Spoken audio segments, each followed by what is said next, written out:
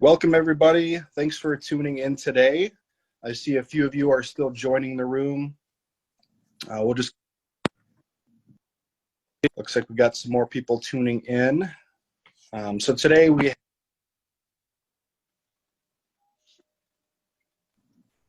I'm not sure what happened with Wes there. He is on mute. Yeah, I lost his audio as well. All right. You there? Can you hear me now? We can.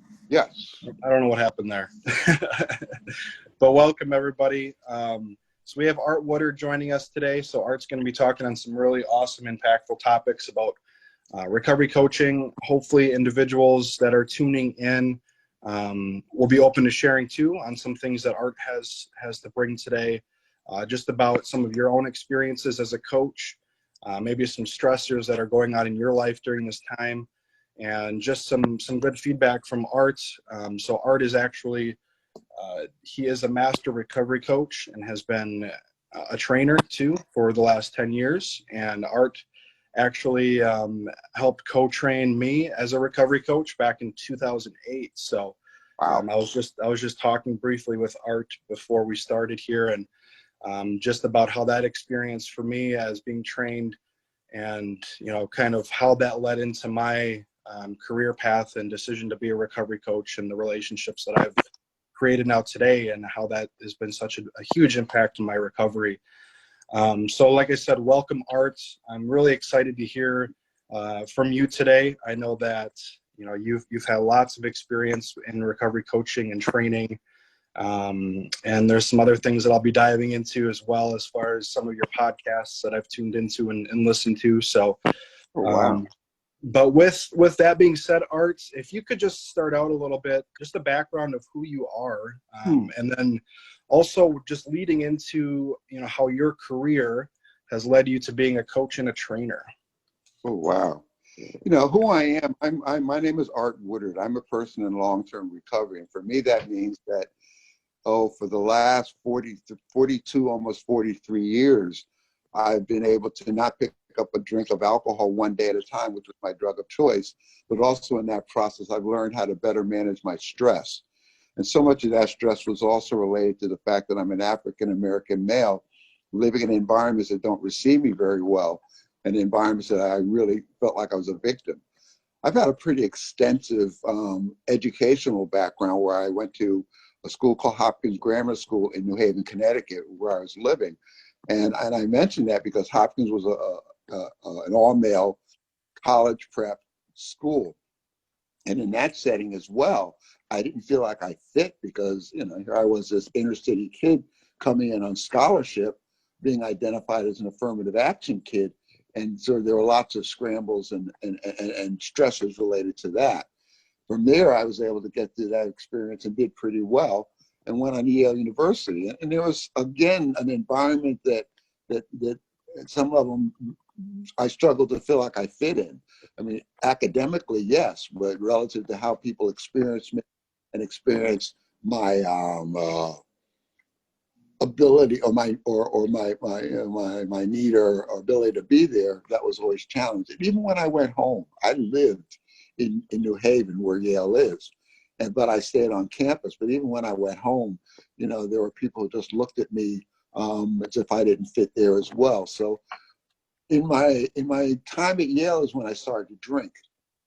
And by the time I graduated from Yale, I felt the need to drink a pint of rum before I put on my cap and gown, and that was off to the races for me. I got accepted to law school, went into law school. A year and a half into that process, again, had to make the decision: did I want to drink full time, or did I want to go to law school full time? And I chose to drink, and that was a real difficult situation. After leaving law school in 1974, I went to this revolving door situation at Connecticut Valley Hospital, where I had somewhere between 40 and 50 hospitalizations in 7.5 years, in an effort to arrest my relationship with alcohol.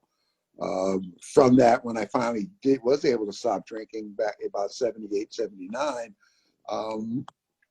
I was able to begin to get some real abstinence under my belt. And a lot of that was relative to being engaged in a program called Dixon Opposes Alcoholism that I went in there as a client number 074 in 1978.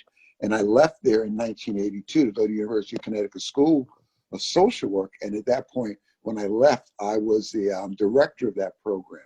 And I mention all that because as I began my career, I desired to feed my passion to give back.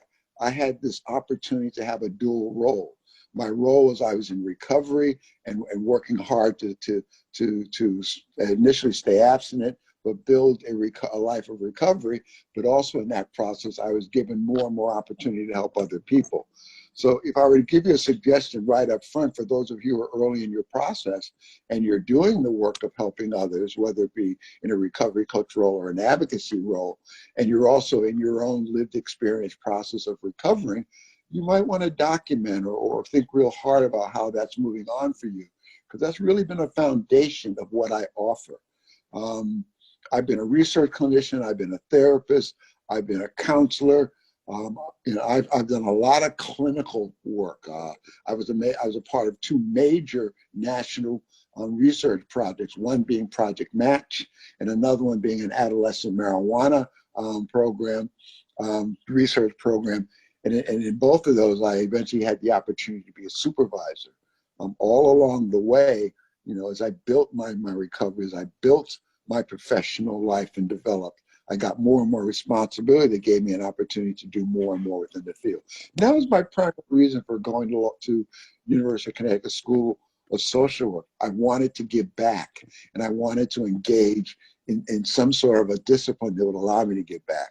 It was in my last year at the school that I wrote a paper called Social Work Practice, Casework with Spirits, Human and Distilled. And that gives you a sense of the mindset that I had as I wanted to venture forth in being able to give back.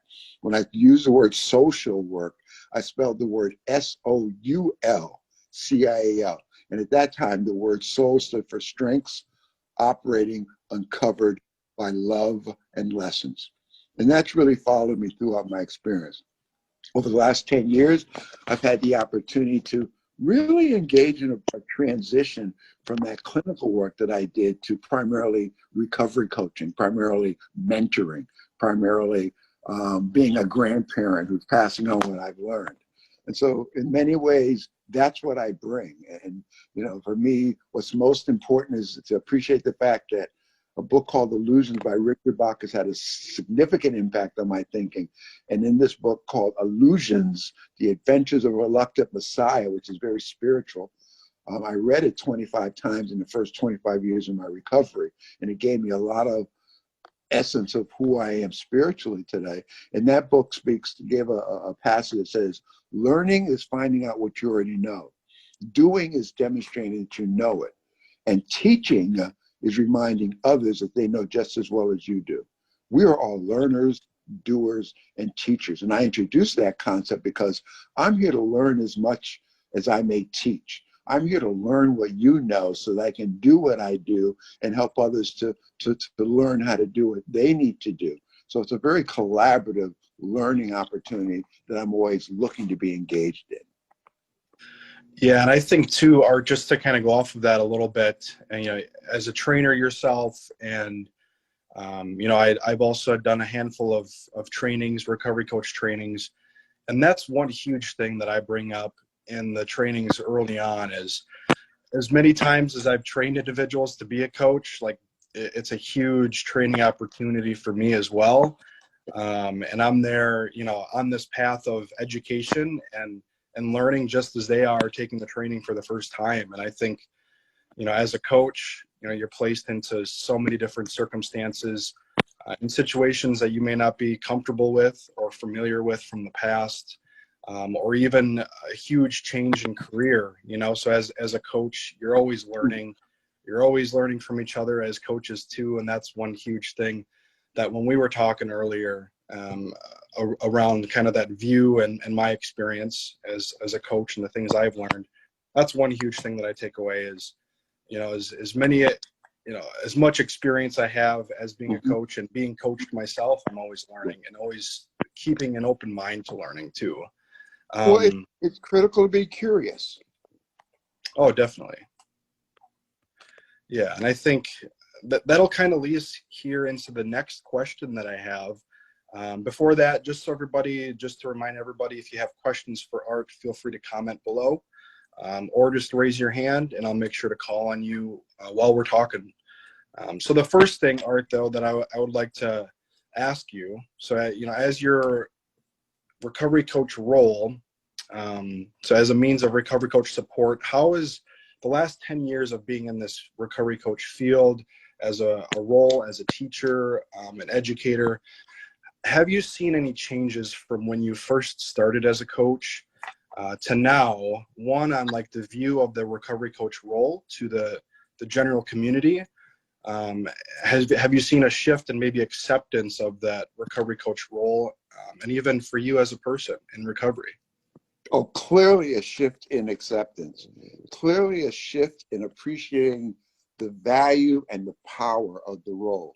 To give you an example of that, when I first started co-facilitating Recovery Coach Academy for CCAR in Connecticut, many of the people who were into the training were clinical supervisors, clinicians, as well as a spattering of people who wanted to, who had lived experience and like. So there was a very intimidating feel to it. And really what it seemed to evolve out of that sense that, clinicians and clinical supervisors and program directors were struggling with this concept of another role being played in this continuum of care. And over time, I've seen that shift dramatically.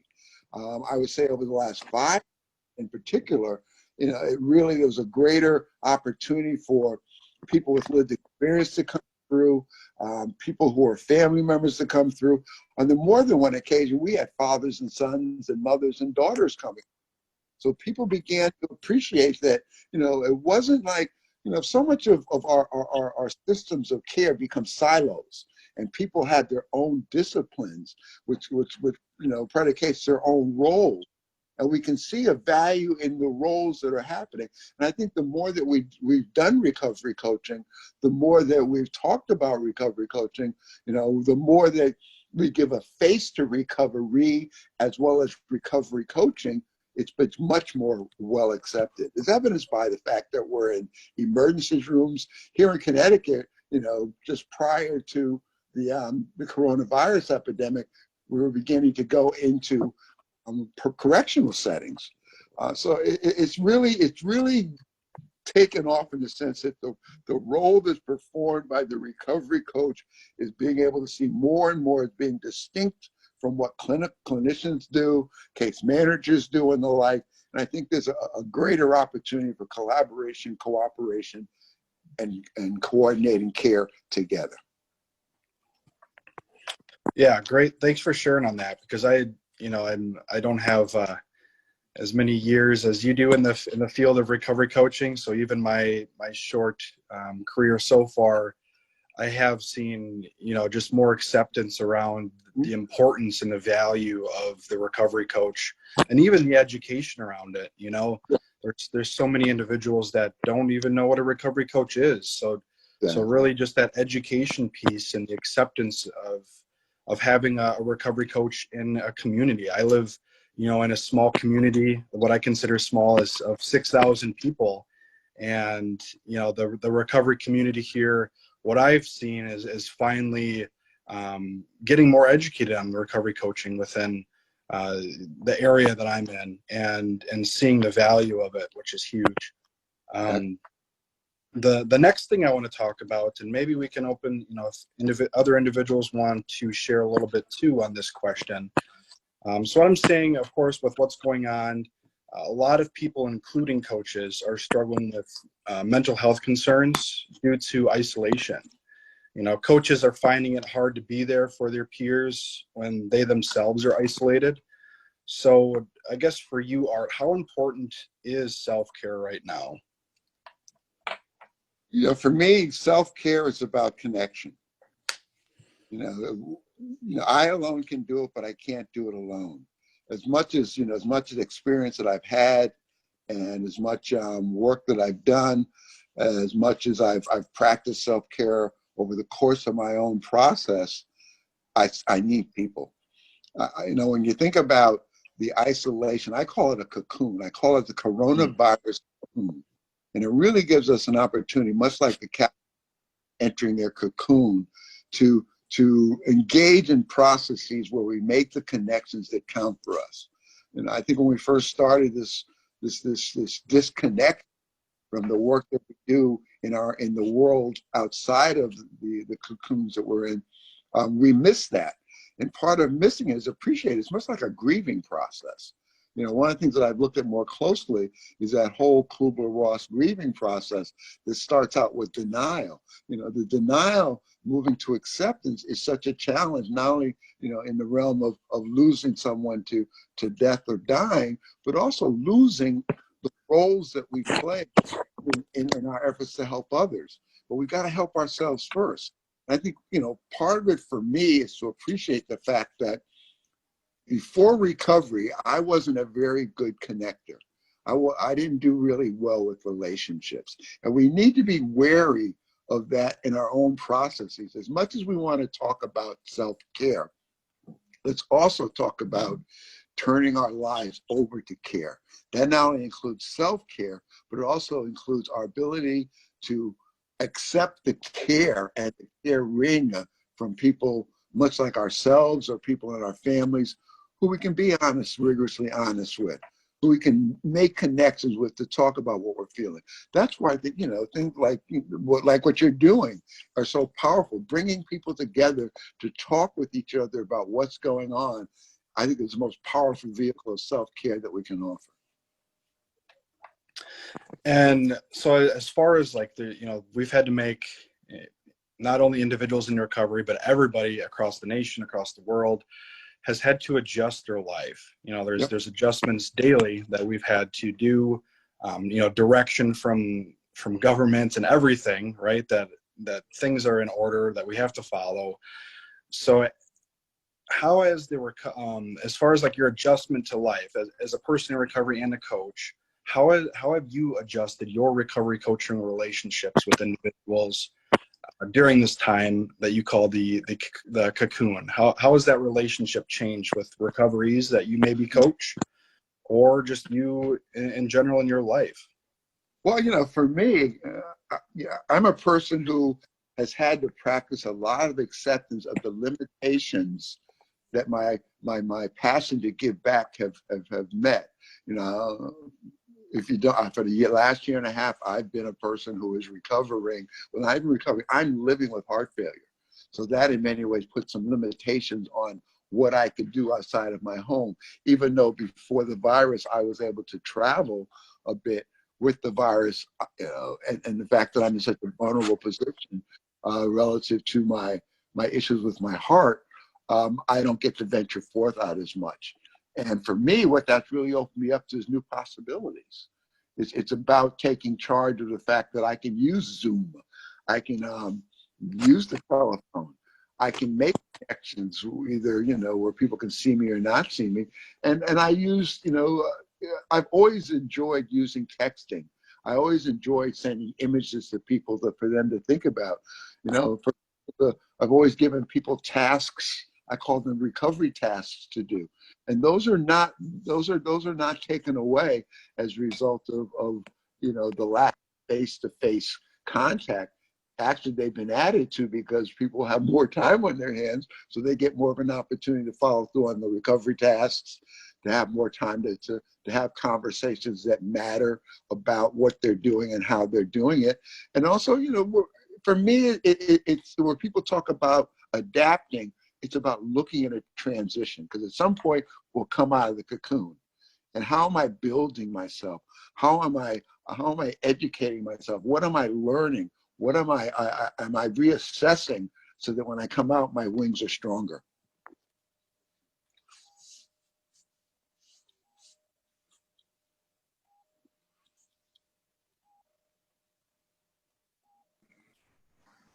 Looks like maybe we lost Wes again. Okay, I was wondering if it was me. He's back. You there, Wes? Can you hear me now? We can hear you now. For some reason, my phone wants to mute me Just okay. All right. Anyway, so what I was saying, Art, was so I've tuned into and listened to some of your podcasts that you put out there. The most recent one that I've went back and listened to is the one about passion to help, or help Ooh. power. Yeah. So empowering, passion and purpose to give back in the living and coaching recovery. Yeah. So I love how you, I guess, your phrase of passion plus purpose equals power. Yeah. That really got me thinking.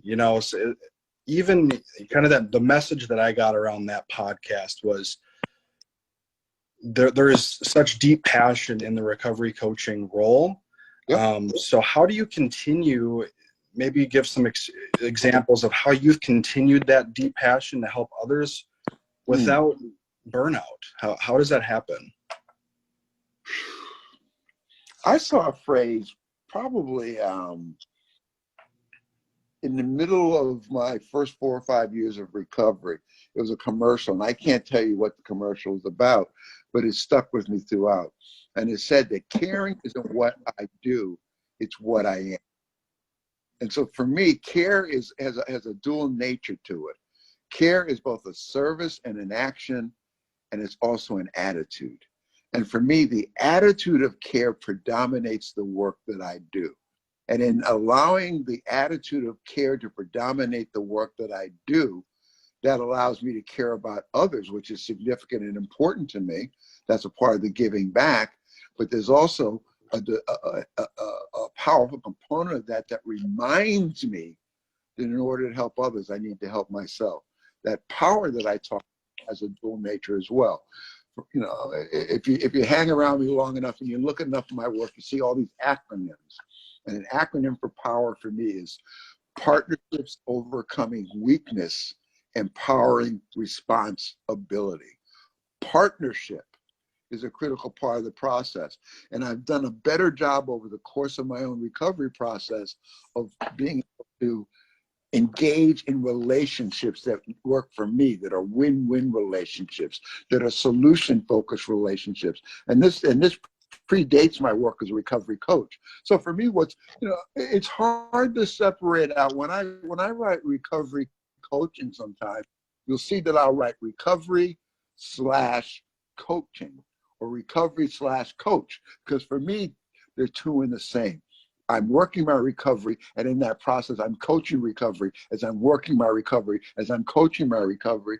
And that demands something you talked about earlier, an ongoing development of my power that I want to bring to that relationship as well, bring to myself. And so much of that power is a commitment to education, a commitment to learning, a commitment to being open to outcomes and not being attached to outcomes, a commitment to paying attention to what has heart and meaning for myself as well as another human being. And that's what keeps it alive for me. I do have a question that came in. I know I've been able to tune in and listen to some of your podcasts. Where can individuals find those? Because especially the one that we're talking about now, I think it is a very powerful one that you do go more into depth around passion and how that plays a huge role in recovery coaching. Where can individuals find those? They're on Spotify and they're on Apple Podcasts. And also I'm blocking one, but I'm trying to, I'm working on now to re-record some of them so I can put on MP3s and MP4s and spread it around. If people want a link, which I can do if you've got Spotify, if you've got the Apple Podcasts, you can email me and I can send you a link. And my email is pretty simple. It's small letters, SOULHELP@me.com. SoulHelp@me.com. And if you could too, Art, I'll shoot you an email after this. I'll put that on a post here after this video on our social media so people can tune in and look at those podcasts if they want. If they have any difficulty getting any, that'll just prompt me to find a way to develop a way to get them, more widely available. I'm going to open it up here. Does anybody, before I dive into kind of my final question, I know we're about to wrap it up here. 30 minutes goes pretty quick when we do these. So does anybody have any questions here about what we've talked about today for Art? You know, anything that Art's brought up, have that be anything with the recovery coaching role, any training, or just anything in general that anyone wants to ask Art?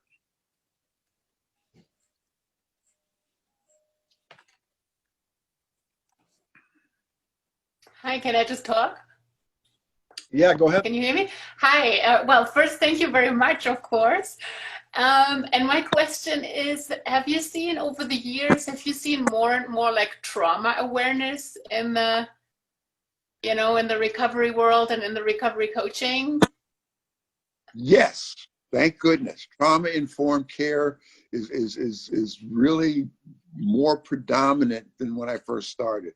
I would say in my own, because that wasn't something I had a lot of connection or information about. And I say about 5 years ago, it was raised in one of the recovery coach academies, and we're, you know, not specific to the curriculum at this point. It certainly broadened my awareness, and it's something it's allowed me to have conversations with recoverees and others to help me to learn more about how I can be helpful. Yeah, because I'm similar in that I came from the clinical into the recovery coaching, and I'm just like still awestruck how this is really, if you think it through, it's revolutionizing, whatever the word is, you know, Yep. the paradigm, really. Like, Yep. it just blows all the categories and brings us into a whole new humanity, I think. But I it's believe something I'm very passionate about. Well, and for me, the paradigm shift as well as the humanity have been a significant part of my own transition and transformation from my clinical work. Yeah. Thank you. Thank you very much for all your insights. Thank you. Thank you for your question. Anybody else?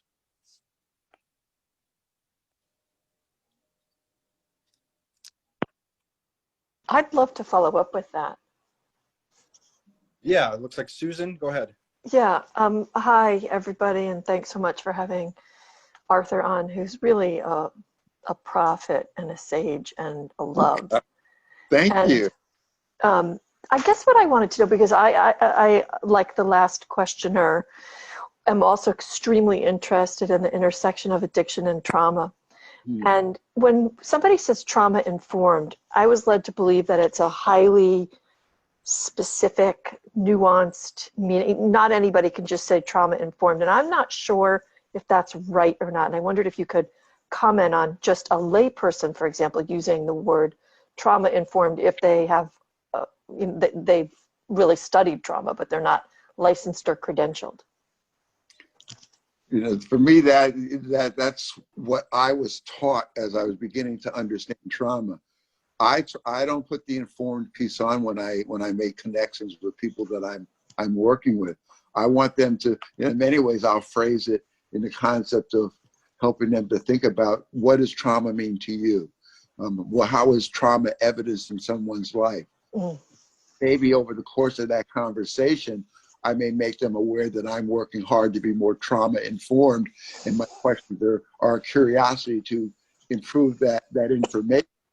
And also by raising it at that point, i.e. trauma-informed concept, it may help them to think about if there's some value in their own discovery process to follow through on that. Okay. I like to keep it simple. I mean, I don't, you know, it's about the recovery. It's not about me. And keeping it simple, I learned early on that you know, it's about me being more curious than being someone who comes off as informed in a lot of areas that I may or may not be, given the nature of who I'm sitting across from. Thank you. Thank you. Thanks for the question, and thanks for the compliment. I appreciate it. Anybody else?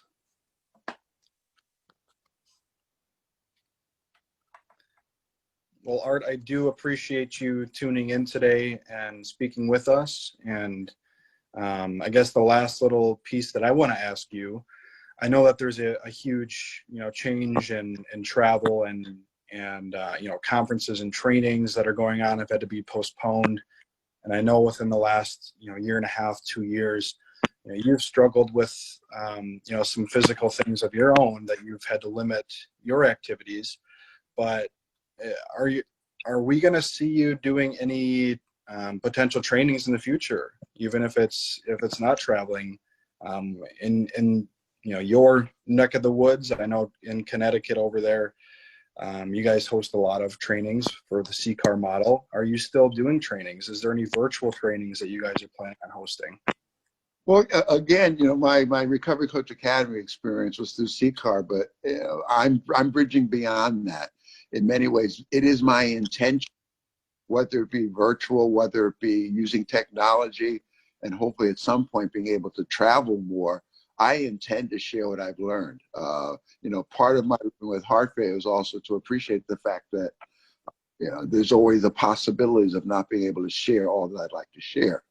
And with that in mind, I'm doing a better job of trying to do podcasts, looking into having the opportunities to engage. For example, I'm doing a piece out of Colorado with PCA, or people who are trained in the CCAR model, and I'm a part of their virtual clubhouse, and I'm broadcasting. Well, actually, I do a Zoom every Thursday and Saturday.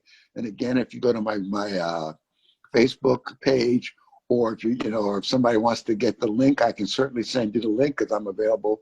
I guess it's Eastern Standard Time at 6 o'clock, so whatever it translates across the country. But yeah, those are the kinds of things I see myself doing in the future. I've got a lot I've learned. I've got a lot I've done, and I want to share it. I want to teach it. I want to collaborate in learning about it and learning more. Arthur, don't you also teach something once a week? Yeah, well, yeah, I'm not doing it this week, but I've been offered to CCAR to do what I'm calling the coronavirus cocoon CCAR training, and basically that's an opportunity to look at different topics related to living in this cocoon and expanding our building our strength as we're living in the cocoons. So much for me, a lot of my work now is focused on something I call transition help. If transformed people, really transformed people are teaching people who want to be transformed how to transition. We don't spend enough time on that whole concept of transitioning into something, because we always look at that end result, which is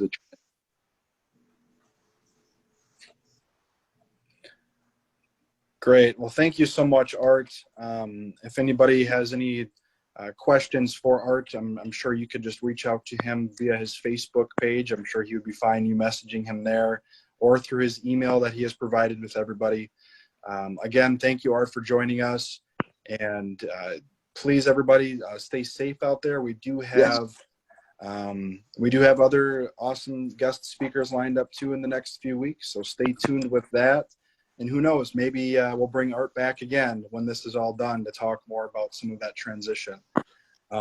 So again, thank you, everybody. And with that, we're going to tune out. Thanks, Thank Wes. you. Thank you, Art. Thank you all.